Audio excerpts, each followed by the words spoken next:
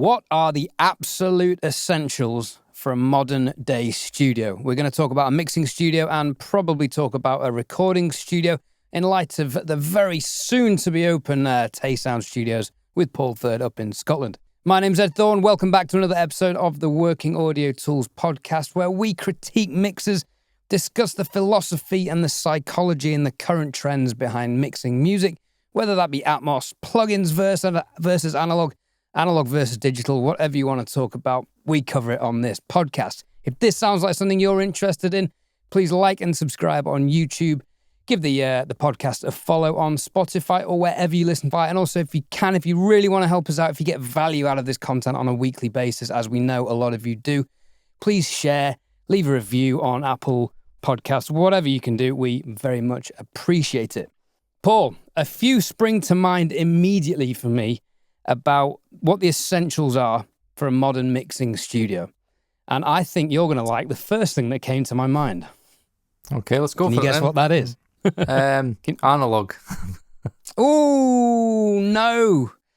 No, the first thing that came to my mind was a high quality headphone amplifier. Ooh. And at least 2 sets of headphones. Right, okay. And then I was expanding that in my tiny mind to a good monitoring system. That may sound obvious. And also acoustic treatment in your room if you're going to be using speakers, and also maybe some room correction software. There we go. That was a short episode. It's been emotional. Cheers. Over to you, Paul. If we are talking about a mixing studio, I would say that let's kind of try and go against the obvious things, right? Obviously, you need quality monitoring, right? I don't need to tell anybody else that you need quality monitoring, right? So obviously, you need good pair of headphones, good headphone amp. If you've got speakers, again, make sure if you can get a pair of 3-ways or again a good pair of 2-ways. Think about your think about your speaker positioning. Think about the acoustic treatment. It's all stuff we already know. I tell you what, I'd like to punch home quite an important point here. Right. For those people, someone asked me this week, have you got plug-in acquisition syndrome? And I said, no, I've not had that for about 4 years. Now, that may coincide with being a YouTuber and, getting sent NFRs of these things, so it's not been on my addiction list or gas list, as it were.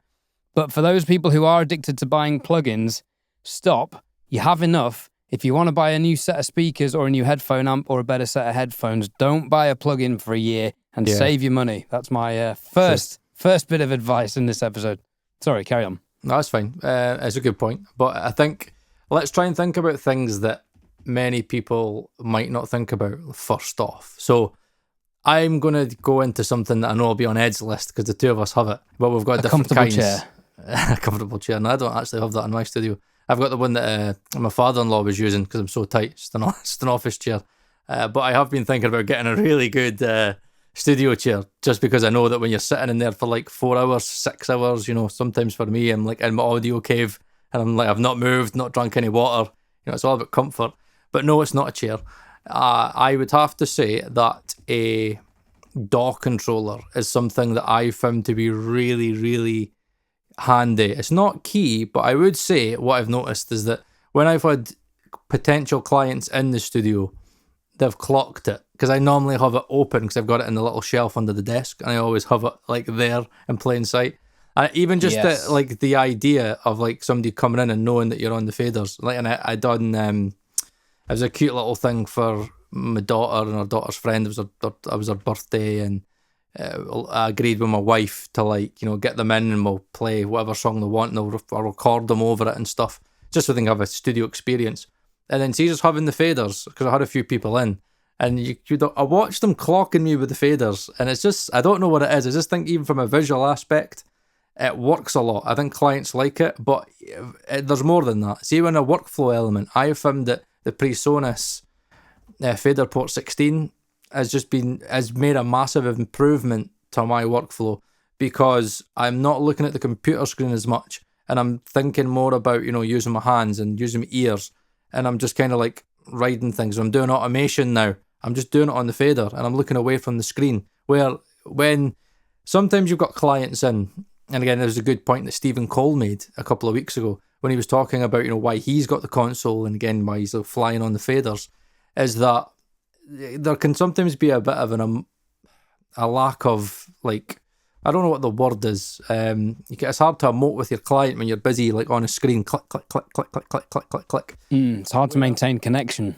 Yeah, what's great? You could genuinely have like the client beside you, right? And again, it could be one of the members of the band, and they could play with the faders if they want. They could just be like, no, let's bring that up, let's bring that down. And again, sends, it could just be like, right, okay, there you go, like have a go. Like I'm away for a piss break. Change the faders if you want. Change a little bit of a balance where it's different when like you go up to an artist and you say, right, okay, go and there's a mouse. You mean go and crack about? They're like, what am I fucking doing here? Right, click, click. Oh, I don't know what I'm doing. Yeah. I use a lot. I'm on Ableton and fucking Studio One. What the fuck is this? But I don't know. I just feel that from a business point of view, I think the faders, just from like what psychologically what a lot of clients expect, it's good. I did like it when I was recording. Again, even just wee things like there's the stop button and the record button, you know what I mean? And I've got like a button for the talk back. And the way that I work now is just very fast. And Stephen made a great point when he was just talking about, thinking more about the effectiveness of being able to do stuff very quickly instead of having to drag a mouse. Because the thing is with a computer screen is you're so consumed in that computer screen, you've got to find the exact box that you're going in. Where like I've had my wife in the studio and I've had a few clients in already. And I'm in the middle of mixing, and sometimes I like to have it on when I do a mix just so I can show them the workflow that I've got, and I could have a conversation with them, no problem. Click, click, click, move, which is quite difficult for me with like my ADD. But I just think that there's many, many advantages to having a monitor controller, and workflow wise, it's less about using your eyes, more about your ears, and it is quicker. It's funny how many people would think, oh, you have to click that to get to that, and then that fader to that fader. See when you get used to it, I'm rapid on fader port 16, and I've macroed everything in a way because it's set up to go with Studio One. I'm rapid. I'm just go right, click there, bang, right, move to my drums, right, all my drums, click, right, job done, move to there, right, okay. I've even got plugins now. I've even macroed plugins to the fader port 16. But I can just go kick, edit plugins, click. I've got all the certain parameters that I would use in that plugin on a fader. And I'm just so quick and efficient that I'm not looking at the screen. And when you're doing that, I just find you don't get into that paralysis of, the visual. I don't know, let's call it visual paralysis, where you are getting to a point where you're using like plugins, especially EQs, and you get to that point where you see the bell rising and getting bigger and bigger, and you're like, oh no, I can't do that. That's massive. Where when you're on analog, or again, if you're doing it with the way I do it with fader port 16, just with your ears, I'm not thinking, I'm not looking, I'm just genuinely, because I have no idea what relationship this fader has, because I can't physically see it. I'm just going, right, if it's a freaking 10k boost, and I'm riding it into taste. So I would say that it's something I've noticed a lot more. Obviously, I've not got the SSL like everybody else, because there's no way that Paul Third will ever have anything SSL in the studio. Never forget. It just so happens that I do. Of course he does. Of course Ed Thorne does it. It wouldn't be Ed Thorne and Paul Third unless Ed Thorne had something that I would not have in my studio. You know what I mean? Normally it's like fucking tons of expensive analog gear and converters that nobody really gives a shit about. But no, it's SSL. And even worse, ladies and gentlemen, thems and theys, whatever you want to be called, he just went and fucking upgraded it. Not only has he got the UFA, he went and got the stupid little fucking SSL controller with the EQs and the compressors and stuff. Jesus Christ. Yeah. Okay, give me your rationale then, because I've given my rationale. What is your rationale for having the two of them then? Go tell me. Right, so faders, because I wanted to fade a mix rather than using a mouse all the time. And there is something very immersive about using faders for adjusting volume, multiple fingers, tweaking things.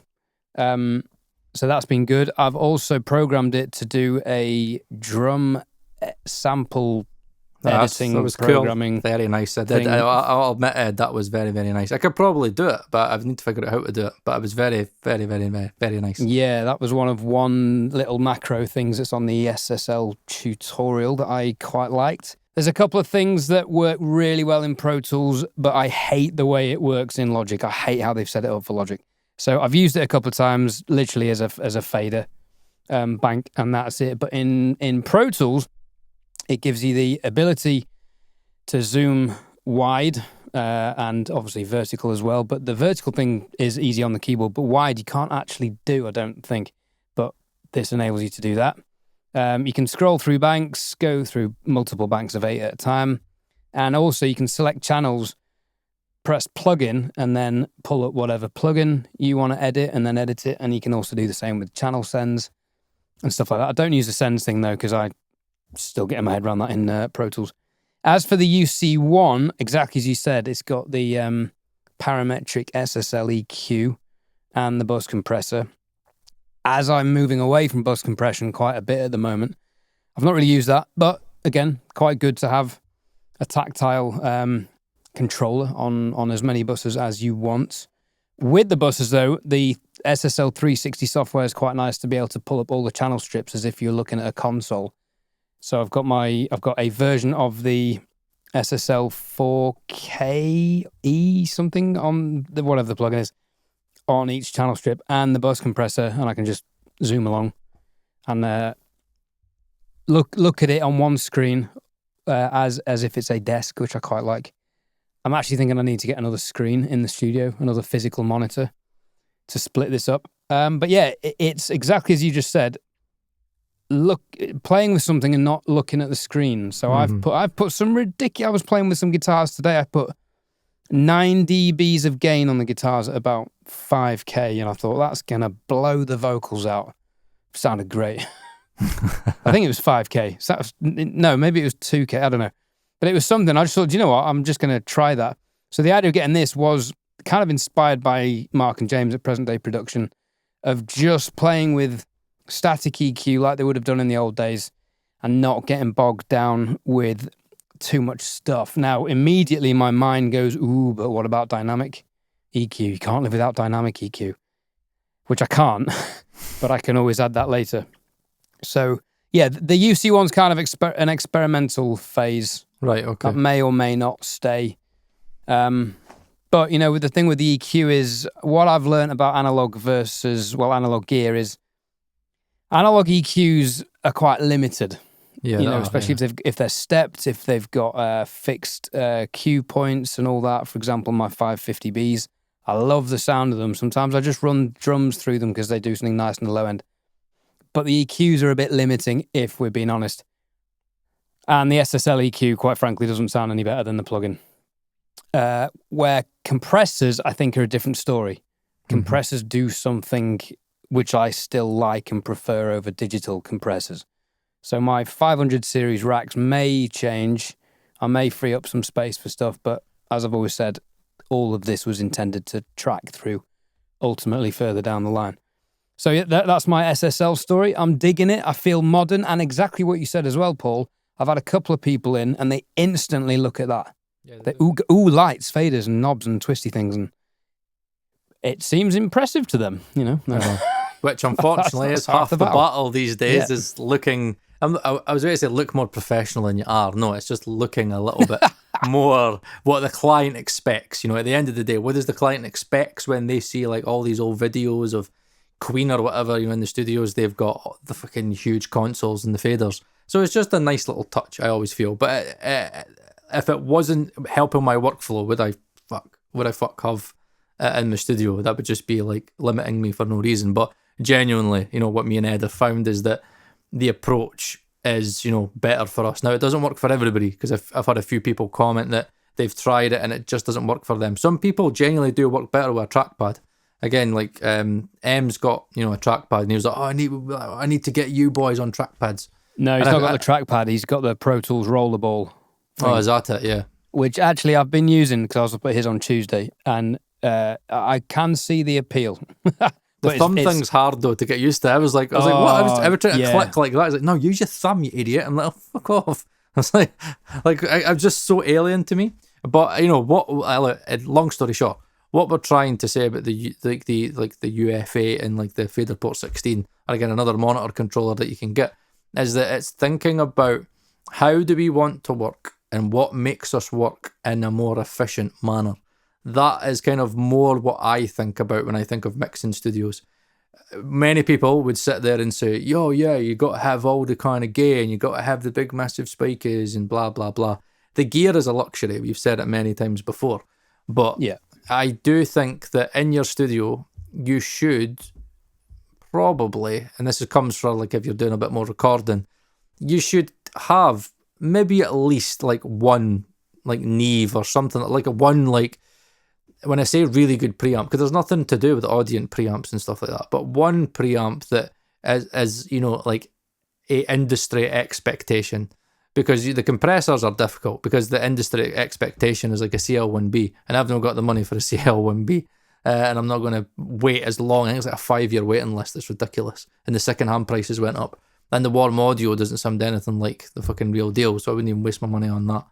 But I think for some artists, you know, especially ones that have got experience in studios, sometimes they just want to feel in their mind that it's going through some goodness, right? As much as I do believe that a 1073 is the best sounding preamp I've ever heard personally, you know, I could do it through the Audient, and as long as I've got a good mic and the performance is good, I can make it work. Nobody would ever know what's recorded through a Neve or through a fucking Audient SP8. I'd argue a good mic is more important. And I would case in totally, point, I've got some fantastic Jay-Z overhead microphones, the BB29s that I use on my kit. Mm-hmm. And they just capture the most beautiful top end on the cymbals, and they're going through some Evo preamps. You're not going to know.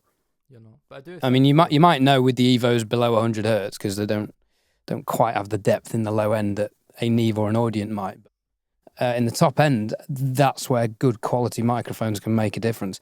And I think clients do hear it. I've had a few clients who are used to, 58s or an SM7B through a Scarlett, and then they come in here and there's a Neve, there's a bit of compression, there's an EQ, and there's a decent mic, and yeah, they're like, wow, I've never heard myself sound so good. Yeah, they love it.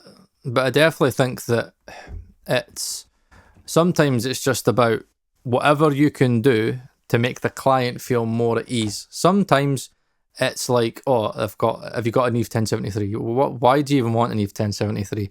Just because I want it, because I used it in such and such studio. Okay, I've got something like that. Or it could be an API preamp, or it could be a Cape. Again, it's like they all fucking basically sound the same these days. Or again, it could be something like what's it from Cranbourne, the one that M's got, the Camden. Yeah, so again, or something like a Camden, it gives you like a few different saturation styles or whatever. But I think it's whatever that you can have in your studio if you're recording, even if it's a mixing studio, because sometimes you might have a client in the room and they might be like, these vocals sound shit, and they want to do an overdub and they want to redo the whole vocal. You could do that. But I do agree with Ed. I would say that the microphone is more important to me personally, but I would like to think I've got two of them. So I've got the Golden Age Premier 73, which is like arguably like one of the best clones that you could get of a 1073. It sounds amazing, and it's got like it's basically got a Mag EQ airband in it as well, and it's got the high pass filters in it, which the 1073 LB doesn't have. It baffles me how Neve could make such an expensive preamp and not put high pass filters in them. It's like God's sake. But when it comes to the microphones, I was doing up my website today and I was looking at other studios in Scotland, and I didn't really kind of pay much attention to how lucky I am to have the contacts that I had, because there were some studios that their best mic was maybe like an SE Electronics, or again, I think the best mic one of them had was a JZ V67, which is a very good mic to have. But I was looking at mine thinking, again, I'm looking at it right now, and I'm like, Loughton Atlantis, which is incredible. Like, it's 3 mics in one. The OC818, arguably one of the best sounding, like, modern, 414s on the market. The JZ Black Hole 2. I've got this one here that I'm speaking through right now, the JZ V12. It's got the smoothest top end I have ever found. It's smoother than the OC818. And on my voice, I just couldn't believe it when I tried it. And I tried singing through it, and I tried acoustic guitar through it.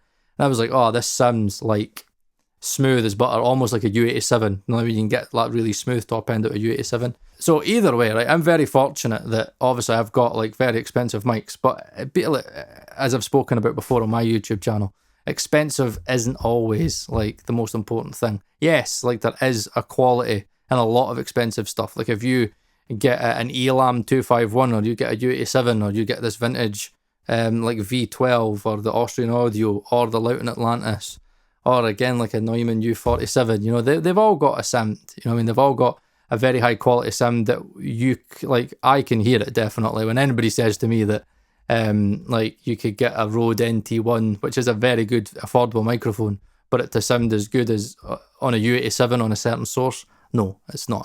What's important is having the plethora of options to you to have that right option for a client. And if this is away from mixing, but I think in a recording studio, you need options. And even if all you can afford is like, you've got a budget of $1,000, and you're like, I could maybe get like maybe the Austrian Audio OC818, that's the only mic I'll have. That might not work on every single, source. It probably won't, even though that's very versatile. The 414 in its day was, regarded as one of the most versatile mics on the planet. You're better to have, dynamics and like maybe a small pencil condenser. You know what I mean? Like, and it's better to have 6 decent mics than one like outstanding mic, because you need to have options. So I think for me, it's thinking less about, quality and thinking more about options. That would for me be a key element to having a recording studio. Again, even think about instruments. I've got 2 Gretches, 1 single coil, 1 humbucker. I've just bought this. There'll be people listening who think, oh, that's cute. He's got 3 or 4 guitars. I've got 12.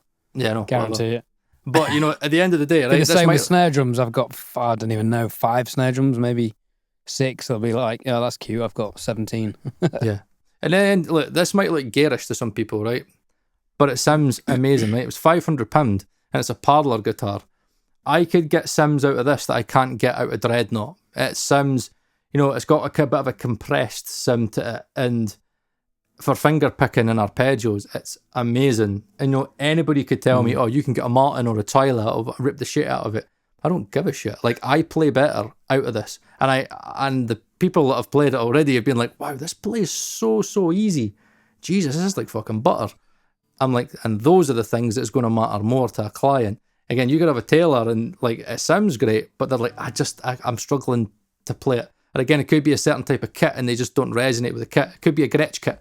And then you get a metal drummer in and they're like, I can't get the sound that I want. Or again, Ed, are there certain drum kits that are really, really, really expensive that you just don't resonate with? DWs are known for being notoriously expensive and sounding quite tubby and having pretty much one sound. Tama drums, I played Tama for years, 18 to about 28. And great kits, but they had one sound. The Sona behind me is a beautiful kit, but really in this room, getting 1 or 2 sounds out of it.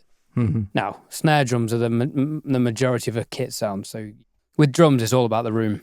A good kit, though, that's cheap is the Yamaha Stage Custom. I don't know how much they are now, but £600-700, and they sound so much more expensive than that. Because I was thinking about today, because I'm at the point, I'm very fortunate where very soon I'll be basically out of debt for the studio, which is crazy because I totted it up and I'm like, this is basically like probably maybe 35 grand studio, like in terms of how much everything costs. And I think the address will be in the description for those who want to rob it.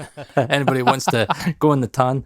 But I don't even know where it is. I've not been yet. So, but there is an alarm, and it is, and it's like Fort Knox to get in that front door. Yeah, because the police turn up when the alarms go off.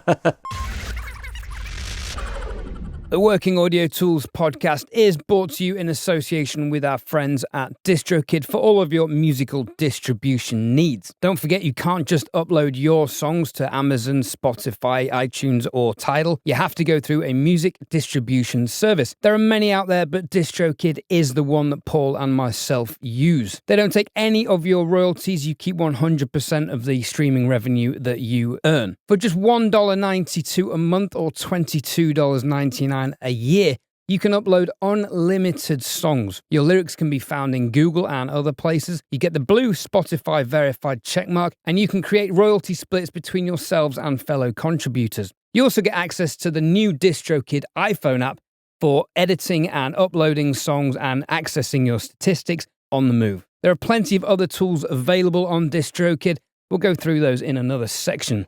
One thing that I was thinking about before I got distracted there was I am thinking about buying a drum kit because I'm like, nearly just out of debt, and I'm like, oh, wait to put myself in more debt. No, I won't. I'll just wait till I have money coming in. I've got a little bit of spare money, and that's good to know that a £500-600 for a good kit, because I'm like, should I have a house kit?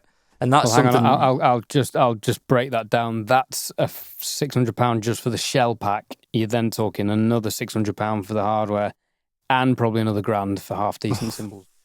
Although cymbals now, well, most drummers will have their own cymbals. Yeah. Most drummers will have their own pedal, but you'll need shells and hardware. But then most drummers will want to use their own kit. I've got 2 incredible kits, and I'd want to use someone else's kit unless it had a specific thing.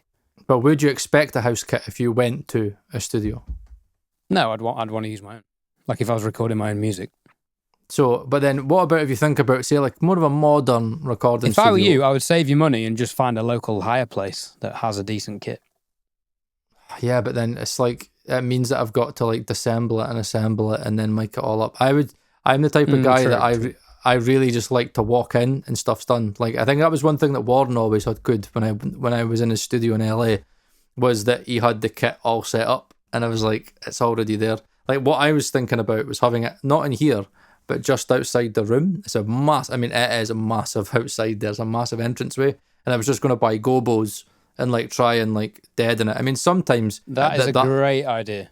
Yeah, because sometimes a drummer might really like the room sound, but I mean, it is reverby. Like, I wouldn't think the drum recording would be that good. I would feel like I would need to isolate it with gobos personally. But with that being so big, I mean, I could have that right at the corner of right outside the live room, right in the corner, have a house kit in, so when people come in, they're like, kit, and it's right there's an SP8 there. I could just get like a few long XLRs and just, again, there's the door. Just take them at the door. 2 things there. One, it's great you've got the opportunity. Well, 2 things there. It's great you've got the option that you can have a more contained sound in the live room where you're currently sat. Yeah. And also have the whole sound, for a bigger, more ambient sound. However, if you leave a drum kit in a communal area, that's going to do your nutting when bored musicians start tapping away and Very true, yeah. That's going to do your CUNT-ing. Right. So, no, I was just swaying towards it today, but it's just because I'm all about workflow. Paul Third wanting to spend money. But it's about workflow, and I'm always like thinking, now here's what the original plan was I didn't want to record drums in here. I just wanted them all to go to Ed. I was thinking, he's a studio session drummer. I can just say, right, see if we're working on a track. Instead of us trying to find a drummer and then get the fucking drum kit and get it set up and blah, blah, blah, I've got a guy that's in London that is a professional studio session drummer. Just send him the track. He'll do his magic. He'll record it all. You'll get all great recordings. Pass it back, and then if we can finish the mix, it's easy. But and I was in my special Paul Third rates of twice the price as well. I know that's typical Ed Thorne now. London prices. But again, it's these things that you've got to think about, and it's like, I think the modern engineer, I always like to think, are on YouTube, and they're like, yeah, I need to get an SSL Fusion, yeah, I need to get all this hardware gear, and I need to get a pair of 10 grand speakers. I'm like, fuck, your room's not even treated, mate. Like, come on, just think about what you need. And this is again a video I spoke about about 3 weeks ago, but I think what's really important is always thinking about your client. I think every studio should be revolved around your client. If it's a recording studio, what do you need to get the clients in and to get the job done? If it's a mixing studio, what do you need to work efficiently and get the job done? Because one thing we noticed about MSM was, he had 3 mixes on that day, and he could maybe have 4 or 5 on. Again, your Jason Joshua's, like, in your spikes. He did 8 in a day the other day. Yeah. 8, right? Do the maths on that. The only way that they could do that is by having a setup that they trust. They have a template. They have even just little things. Like, I've got a Decibel, like from Process Audio, on a tablet, and on that tablet it's got, basically it's a cheaper version of the TC Electronics thing. I don't know, I think M's got that as well, but I use Decibel. So I've got the LUFS, like I've got like the phase correlation meter thing. I've got everything tailored to the way I like it, and it's on the desk, and I can just quickly look at it. Again, because there's nothing worse when you're in a mix, and I hate that, and that's what I love about the Fader Port 16, It's having to go through and fucking find which, like a plugin, and like it could be like you've got maybe 60 tracks, and you've got to find, there's someone with a shaker. You've got to go through it, and then you got to find the shaker, and you got to find the plugin, then load the plugin. You know what I mean? And then like you might want to A/B it, and then you've got fucking someone else out a level match plugin, and then you're trying to measure it and back and forth. It's just a buzz killer, and it's not working, efficiently. So it's those little things that I think about now. I think about efficiency, even plugins. Like I'm thinking, can this plugin do the job of 3 or 4 other plugins? See, if it's just another fucking analog emulation, it's just an extra, it's just another flavor. Don't bother. They're all the same.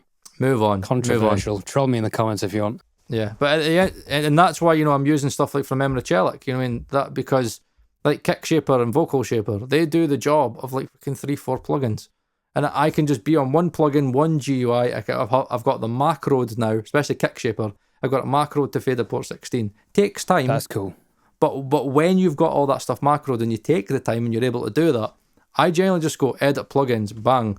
I've got the things that I use. It could be deboom's on a fader, the thump on a fader, and they're all there, and I can just.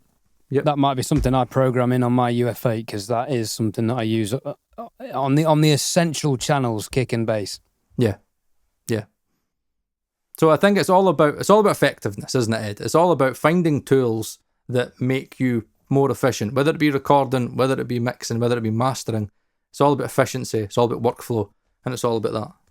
You're on the clock now, every day. I'll tell you what, Paul. I'm getting the urge to say something that is possibly going to be quite unpopular.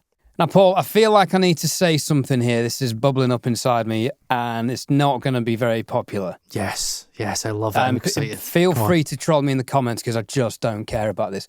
I think if you're mixing and you want to take things seriously, I don't think you can be working on Yamaha HS5s and HS8s. For the money, they're great speakers, don't get me wrong, but they are so limited in what they can deliver. I think you just try something better. If the HS8s are the best thing you've heard, trust me, your horizons are very narrow, and it's probably worth going out and listening to. I don't want to say expensive is better, but let's face it, you do for the most part get what you pay for, with some exceptions. Like I said, relatively they're great for the money, but I think really you need to be looking at something a little bit more serious. And I see these speakers everywhere. Yamaha have done a great job capturing that market. Well done to them. And relatively, like I said, they're good for the money. But if you're serious, personally, I think you need to be going a little bit more higher end than that. Now, with the caveat that if your room sounds shit, there's no point either. Yeah. Pissing in the wind. Basic room correction, basic room treatment, obviously, is an essential if you have speakers, and some kind of room speaker calibration, I would say, is also essential, although not absolutely essential because Spike Stent doesn't use any kind of room correction. It's mental. His idea of room treatment is sticking mattresses on the wall, duvets behind speakers, all this stuff. However, for the most of us, it will go a long way if you do a slight upgrade to your speakers and get the new Arc Studio, which is fantastic for them. You don't need to buy Trinov, but Arc is very good and your mixes will translate. So I think I'm gonna go headphone amp because you, Paul Third, got me onto the topping, which is an incredible headphone amplifier, and on paper the specs far outperform things. Multiple times the price. It is ridiculous. And this topping DX7 Pro Plus is so cool. I've got it running via AES out of my Apollo. So I'm bypassing the Apollo conversion because the topping conversion is noticeably better. That's then going into my room correction, into the speakers. But also on the topping, you've got a really good headphone amplifier, obviously. So it's a good converter, good headphone amp. And this is what I love. It's got a Bluetooth feature where clients or yourself can connect your phone so you can play mixes and play music through the system off people's phones. How cool is that? You don't have to faff around with cables. So I think that's a very strongly advised product, that one, the topping DX7 Pro Plus. If we remember, we'll leave a link. We'll leave a description in the link. We'll leave a link in the description where you can buy that on Amazon. And you, Paul, have also got me into the idea of what good headphones can offer. Yep. So has M, because M's got every set of headphone ever. And I've decided the Order Z MX. Yeah, I've decided the Order Z MX4s are my favourite all-round speakers. But the Hyphamans that you've shown me as well are considerably cheaper and deliver in abundance. They're remarkable. And it's not that Sennheiser expensive. HD490s aren't expensive. What are they, 430 quid or something? Toppings 700. The Ananda Nanos are about 600. Like under a grand. So we're not talking about budget products, but again, this is exactly highlighting the point that if you're happy with your audio interface headphone amplifier, maybe it's time to step things up a bit if you want to take things seriously. I'm going to be this week's bad cop, aren't I? And hated in the comments. You're not going to be the bad cop this week, Ed, because I completely agree with you. And as much as I've made content in the past that talks about, you only buy what you need, what you can afford, and, you can make great records or mostly anything. One thing that I always talk about is monitoring all the time, because you can't mix what you can't hear. But here's something to think about that's very, very important. If you're online, you're probably going to have a photo of your studio. Now, what you've got in that studio, unfortunately, this is just the way that, psychology of sales works, right? If somebody is looking at you as a potential, mixer or recording engineer, but we'll say mixer for this, they're going to look at your interface, but most importantly, they're going to look at your monitoring. Because at the end of the day, what everybody understands is you can't mix what you can't hear. And I beg to differ, because the average client is not going to know or care what your monitoring is. They're going to want to know if you've got a C800 and a Neve preamp. Right, but let's flip it then. What the rappers use. But let's flip it. Imagine, right, you've got, again, not everybody's like me, but stuff I would do in the past was, imagine I was like thinking about a mixer and I'm going, him, or he, or she. Obviously, there's a lot of female mixers out there. I think that's something that everybody forgets. There are, it's not just males, it's females as well. Been speaking to a female engineer about 4 months ago. It's a whole project. She's a Latin artist, but also an engineer. And I was like, no, we've never done Latin. So I was like, really, really want to get her on board. But I'm waiting on whatever multi-track is going to come through. So hopefully, fingers crossed, we'll have Martina on the podcast. But I think, what my point is that if you're mixing on a pair of, say, 250, 300 pound monitors, and your potential client's going to go, and they go, 300 pound. Okay, now there's nothing wrong with that. But from a client's point of view, they go to the other he, she, them, they, and they go, oh, what are these? Because obviously everybody's got their gear lists on their website. I've got it. Everybody, that, even in Scotland that I know, has a gear list on their website. And they click on and they see monitors and they go, PMCs. Or Ed's studio, for example, is PSIs. And they just look up PSIs and they look up the retail price. And then they look up Trinov. And then they look up, the subs or whatever. See, I don't think clients are going to do that. And I've not bought any of this stuff for clients. I know, but I do think it's a gamble to not invest in your monitoring. Preamps and microphones, yes. But if you start listing, Lynx Aurora converters, the average I agree with that. Or musician hasn't even heard of that. I know, I agree with that. And I do agree with that, right? But speakers-wise, it is something that can be searched. And imagine I had them, right? Imagine those were my speakers, right? And that was on the studio. You're saying what I was literally about to say, which is this might be a case where size matters in terms of perspective. Yep, totally, yeah. And sometimes, again, it might just be you've got one pair of speakers and the other engineers got 2 or 3 or 4. And people go, oh, he's got all these. They don't know what they are, but what they know is they're like, they're gonna listen to my mix in 4 different perspectives. And it's all this idea or notion of making yourself look professional. I've been in studios that I've got NS10s and they're not even fucking plugged in.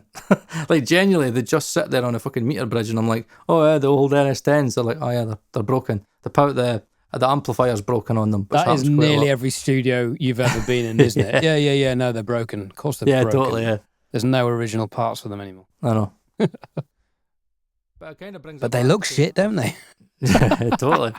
But it brings it back to the whole thing about, sometimes it's your perception and sometimes it's that horrible thing where we live in a world of, what's the word? It's like sometimes you've got to be a bit of a peacock, and sometimes you've got to make yourself look a little bit more attractive to clients, because when you're coming down to competition, now I'd never be this man. I'm a man of morals, and I am always been, a man of judge me on my work, don't judge me on what I have, what I own. In terms of, I never like to think Until now. I never like to think that I'm making other people look shit. I would much rather I look better, my work is better than their work, rather than me saying, yeah, look at that shitty mics. Yeah, look at that. They've got about fucking a grand in mics. I've got about 8 grand in mics. Doesn't matter. You know what I mean? But there are people in the industry that do that, and it is horrible, but there's tons of people that would do that. The Working Audio Tools podcast is brought to you in association with our friends at DistroKid for all of your musical distribution needs. For a little bit more, $39.99 a month, you can have 2 artists on your roster, which includes everything just mentioned. Additionally, synced lyrics in Apple Music, further streaming analytics statistics. You can create a customizable record name. Mine, for example, is Ed Thorne Rhythm and Records. And you can customize release dates, pre-order dates, iTunes pricing, and again, much more. Now, if you're an artist manager or a record label, the Ultimate Bundle gives you up to 100 artists for just $89.99 a year. And you get 1 terabyte of instant file sharing, which is useful, but also contact information for thousands of playlist curators on Spotify. This is really useful so you can pitch your artist music to playlist curators around the world, only available in the Ultimate Bundle from DistroKid. I think ultimately, though, it comes down to whether people like your work, regardless of the gear. All the work I've had so far, I think, has been word of mouth. And I had a conversation with a client this week, and I said, I'm not in a position to do your album yet. I need to go away and get some skills under my belt, which I've been doing this week. But he doesn't want to use the other guy who he used on the mix, who did an amazing job. And I said to him, look, technically, it's brilliant. I don't know how he's done some of that. I can't do that. And he said, yeah, but I don't like him. I want to work with you. And I was like, okay. So there's a lot of credit in the fact that he likes me. Mm-hmm. But I've said to him, look, give me a week and I will deliver you something that you prefer. Because this other guy destroyed his guitars, whereas I embraced the sound that he'd gotten with his guitars, which is, it's a unique sound. And I embraced it because he was clearly going for it, a bit like the I Can't Stop snare drum. Could have changed it, but I embraced it because it was so distinct. That's what they were going for.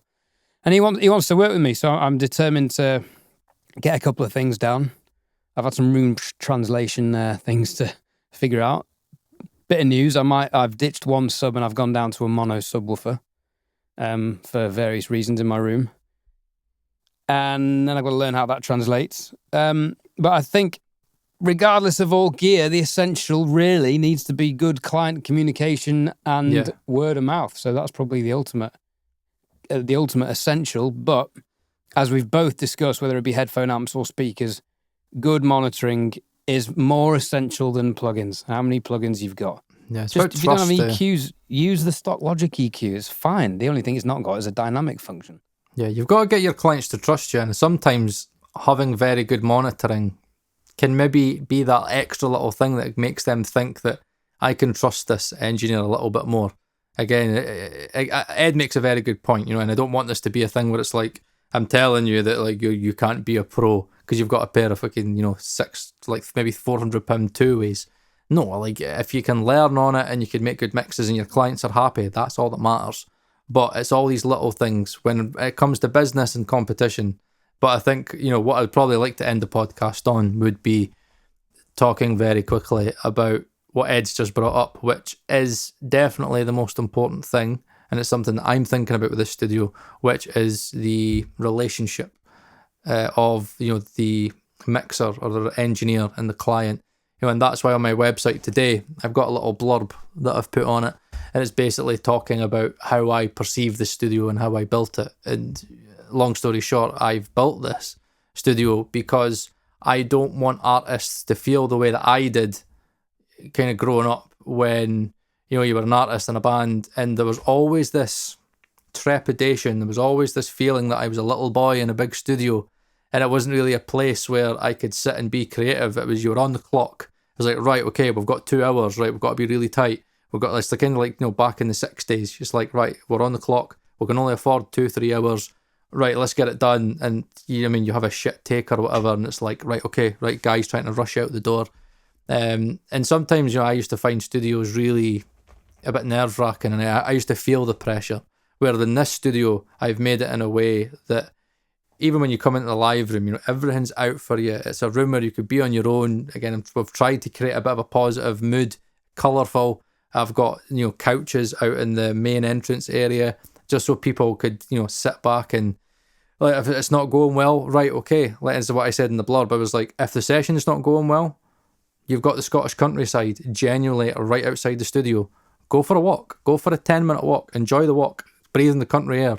Come back and we'll do it again. If you're like, oh my God, I'm stressed out, or something might be happening in your home life, or you're just having a really shit morning or whatever, and it's affecting like you in the studio, let's go to the boozer. Genuinely, I have got a boozer 2 minutes walk. 2 minutes walk from the studio. And then that's everywhere in Scotland. I know. That's not unique. I know. It's great. 20 seconds after that, you've got like a really, really nice cafe owned by like 2 amazing people. Like, they're a great, great married couple, but they're really passionate. It's called Lass of Gowrie. And, it's like, have a coffee. It's just, I want to create a studio where people want to invest in spending time in this place and getting it right. And, producing in here and just being like, I know it's a bit of money, but let's just come in and let's just be relaxed. I want people to be relaxed. I don't want people to feel like, again, it's tight because especially in the economy we live in, it's really difficult. Everything's went up in price. But I think when it comes to your art, getting the performance out of the artist is the most important thing. And, you could have the most expensive microphones in the world, and, you could theoretically be, one of the best engineers in the world. But, if you're not good with your clients and you don't make the client feel comfortable and they don't feel like they can perform to their, optimum ability, none of it matters. And that's what I've tried to, create with the studio. And me and my wife have sat down and went, even wee things, like Laura was like, Paul, we're going to have to plasterboard that toilet. So why? It's a fucking toilet. And she's like, what happens if you've got females in, Paul? And like, they're coming in, they're like, oh my God, this is grotty as shit. I don't want to have a toilet in here. When Paul, it's those little things that you don't think about people coming in and feeling comfortable. She's like, Paul, we've not even got a kettle. So I had to buy a kettle. She's like, you don't drink tea or coffee because you're autistic and I don't drink hot things. It just doesn't work for me. But Paul, the first thing people are going to do when they come in the studio, they're going to be like, could do a brew. You know what I mean? Oh, do you want a coffee? Do you want a brew? Quality, right? Let's have a brew. Right, let's, even if it's just a beer. That is your ice-breaking method. You make people totally. tea. It's classic. You do have to have a good toilet. I very much go into every restaurant or hotel and judge it massively. If they pay attention to the toilet, they give a shit about every aspect of their business. Yeah. That is so true. If they don't care, it's one of many things they won't care about. Attention to detail. And also you and yourself at the end of the day. It's like people, this is something I've always taken from my sales days when I was in retail before audio. And I was always a salesman that I was very honest and transparent, as you could imagine from my YouTube, but I always bought into the notion of people buy from people. And if you treat people like human beings and not like a paying client, you'd be amazed at, how much, when I say how much more people will spend with you, I would say how much more time they would maybe want to invest in you and your studio. Yeah. And that's really important that, I want to take time for people to feel comfortable. And it is an awkward situation when you're talking money. You will get the people that will be just like, yeah, I just want in 2 hours, in and out. But I'm like, well, I'm not probably the right studio for you because I'm probably going to want to have a bit of a waffle and, but I'm going to want to create a relationship with you, even though people will find that interesting because I'm autistic. But because this is my passion and this is what I love in my core, when people come in the studio, I am very social and I crack the jokes but because all I want to talk about is their project, and I'm really excited to get them in the studio and be like, right, we could do this and we could do that. Do you want to do Atmos? No, I don't give a shit. Okay, have a listen anyway. Let's get you in the studio. Let's do this. Oh, by the way, have you seen this in my studio? Have you seen that? Have a listen to the Atmos rig anyway, so I can upsell my stereo mix. Totally. Another £500 and do you an Atmos mix. Yeah, genius, Paul. But I think that's what, at the end of the day, Ed is probably, a great shining example of that in his mind, you know, the other mixer did a better job in Ed's opinion, but because the client likes Ed, he's like, I want you to do the mix. It's not my opinion that counts. Yeah, of course it is. And I think, you know, that's why I would like to end it on that, is that, yes, there are certain things that we think from a workflow element and sometimes from a visual aspect, what works better for, you know, clients in this Instagram world. But at the end of the day, it all comes down to people. And, you know, I think me and Ed are so fortunate that we are people, you know what I mean? I think like I think that's why we work so well on YouTube and the podcast works well, because people resonate with us. And I know, I could just imagine when Ed's got people, you know, in his studio and he works with them, that he makes them feel comfortable, you know, but he does it in a professional way. You know, it's not just like, yeah, just calm down. It's like, yeah, fucking effing and blinding and yeah, fucking this and that. It's all about cracking jokes. And there's still got to be a professionalism in there. Like, they've still got to come in and be like, this engineer knows what they're doing. I can trust them with my money. But it is that balance. And I think what I find, and I've seen, you know, on stories, you know, when you think about certain engineers, that a lot of them, you know, get all the work because they've got that amazing balance, and they've got that balance between being professional and good at their job, but being people. And if you get the right balance of those, I don't know, you could be unstoppable.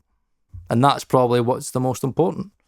Get that balance, and if you find that balance, keep on at it and just keep on improving. Listen to your artists, you know, be able to embrace the mistakes and the hard times, because I will have hard times in the studios. There are definitely going to be times when something doesn't go right and an artist isn't happy and a client isn't happy. Again, maybe it's just been a bad day for me and it's been a bad day for them. It's going to happen. But I accept that and I'm going to learn from it, and it'll be tough for me with my Asperger's and stuff like that. But I don't know. I've always had a way with people. Like, many people found it strange that I was, you know, like at Tops Tiles and Carpet I was top sales. And again, I was a store manager in the end. You know what I mean? I was like, everybody was like, how could he do it? How could he be so good with people when he's autistic? But it was because I just studied people and I was so passionate. Even when I was in Tops Tiles selling tiles, I was passionate about tiles. And people appreciated that. People knew that you're not treating me just like another client and not like a potential customer. They're like, he's really invested in my fucking tile in my bathroom. I used to get visualizers out and I'd go like all the way to one end of the shop to the other, and I'd be the only person in the shop that would get the physical tiles out and get visualizers. I was one of the only people that used to use it on an iPad and stuff. People would walk away and go, he's not even bothered if I buy this, because I used to enjoy it. I used to get like a lot of like passion out of just like creating stuff, and that's the way I feel about the studio. And hopefully that transcends that. As much as I might not be everybody's cup of tea, hopefully if they see the passion that's in me and they see that I'm invested in them, then hopefully, you know, I'll work out well. So invest in people, not so much gear. It's important, but invest more in people. It will. You're a very endearing character, Paul, when people meet you in person. So I try to be. Sometimes I piss people off, but I'd like to think on most occasions, people meet me and say, it's just him. As long as I don't get offended by the awkward, complete lack of handshake to begin with. Oh yeah, fucking hate it. And hugs. Oh my God, see the people that are huggers. I'm like, no, don't. If you meet Paul, for example, are you coming to Gearfest? I don't know yet. I still don't know. Okay, all right. Well, if anyone meets Paul in person, don't be offended if he doesn't shake their hand or I won't do it. Give them a bro hug, because he needs to warm up to you first before he does that. Yeah, but charming and endearing. Well, on that ginger bombshell, I think we've gone on many massive a tangent again, as always. But essentially, good monitoring, good communication, and just be comfortable to work with. Yeah. There you go. Been emotional. It's been emotional. Thank you. Bye-bye.